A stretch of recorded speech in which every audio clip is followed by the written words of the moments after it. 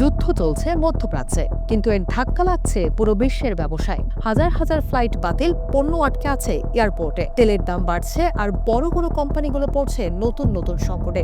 প্রশ্ন উঠছে, এই যুদ্ধ কি বিশ্ব ব্যবসাকে বড় ধাক্কা দিতে যাচ্ছে?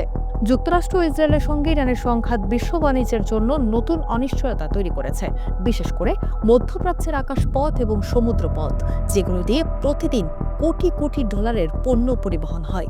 খাদ্য থেকে শুরু করে গাড়ির যন্ত্রাংশের মতো অনেক গুরুত্বপূর্ণ পণ্যের সরবরাহ এখন ঝুঁকির মুখে। বিশ্লেষকরা বলছেন, যদি এই সংঘাত দীর্ঘস্থায়ী হয় তাহলে বৈশ্বিক সরবরাহ ব্যবস্থায় দীর্ঘ সময়ের জন্য বড় ধরনের বিঘ্ন ঘটতে পারে। যুদ্ধের সবচেয়ে বড় প্রভাব পড়েছে বিমান চলাচলে। মধ্যপ্রাচ্যের অনেক আকাশপথ বন্ধ হয়ে যাওয়ায় দুবাই এবং দোহা বিমানবন্দরের কার্যক্রম প্রায় অচল হয়ে পড়ে। এই দুই বিমানবন্দরই বিশ্বের সবচেয়ে ব্যস্ত ট্রানজিট হাবগুলোর মধ্যে অন্যতম। ফলে আটকে পড়েছেন 10,000-এরও বেশি যাত্রী। প্রায় 40,000 ফ্লাইট বাতিল হয়েছে, যা কোভিড মহামারীর পর বিমান শিল্পের সবচেয়ে বড় বিপর্যয় বলে মনে করা হচ্ছে।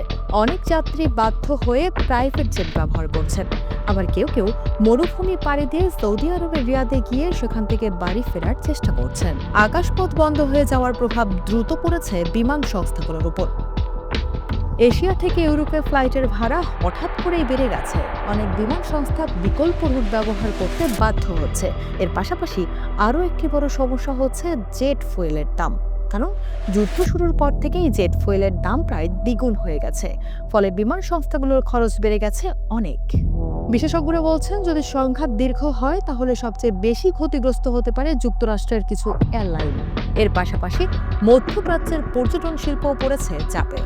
দুবাই, আবুধাবির মতো শহরগুলো বছরের পর বছর ধরে নিজেদের নিরাপদ ও বিলাসবহুল পর্যটন গন্তব্য হিসেবে তুলে ধরেছে। এই খাতে প্রতি বছর প্রায় $367 বিলিয়ন আয় হয়, কিন্তু যুদ্ধের কারণে অনেক পর্যটকই ভ্রমণ বাতিল করছেন। দুবাইয়ের অনেক শপিং মল এবং দোকান সীমিত কর্মী নিয়ে চলছে অথবা সাময়িকভাবে বন্ধ রাখা হয়েছে। এই সংঘাত প্রতিরক্ষা শিল্পেও নতুন পরিবর্তন আনছে।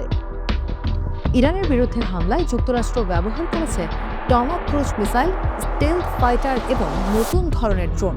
এমনকি সামরিক অভিযানে কৃত্রিম বুদ্ধিমত্তা প্রযুক্তিও ব্যবহার করা হয়েছে। যুদ্ধের কারণে যুক্তরাষ্ট্রের অস্ত্র ভাণ্ডারের উপরেও চাপ পড়েছে। ফলে প্রতিরক্ষা ঠিকাদারদের সঙ্গে নতুন করে আলোচনা শুরু করেছে পেন্টাগন। এই যুদ্ধের প্রভাব পড়ছে শিল্পের গুরুত্বপূর্ণ কাঁচামালও। মধ্যপ্রাচ্যের একটি বড় অ্যালুমিনিয়াম কারখানা উৎপাদন কমাতে বাধ্য হয়েছে, কারণ হরমুজ প্রণালী দিয়ে ধাতু পরিবহন করা কঠিন হয়ে পড়েছে।